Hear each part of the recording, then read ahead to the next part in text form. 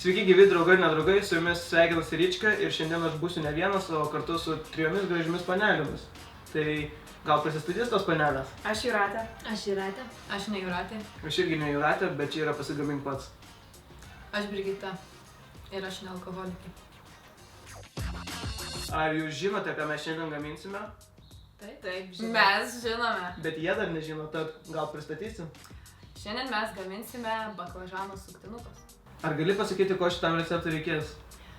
Šis receptas labai paprastas. Jam reikės tik tai baklažanų, fermentinio sūrio, pomidorų ir majonezo.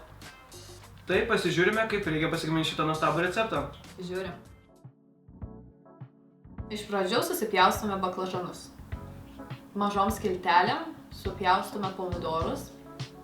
Sūrį supjaustome juostelėmis.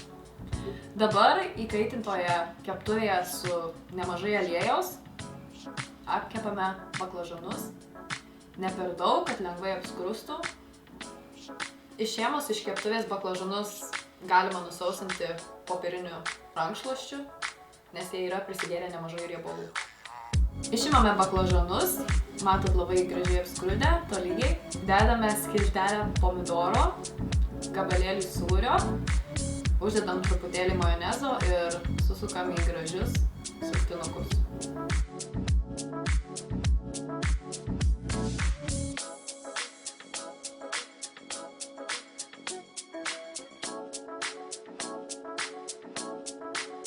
Ačiū, kad žiūrėjote, tikimės laikas neprailgo ir receptas patiko.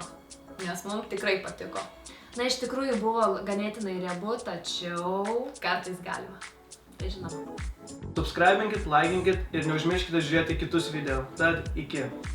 Bye bye.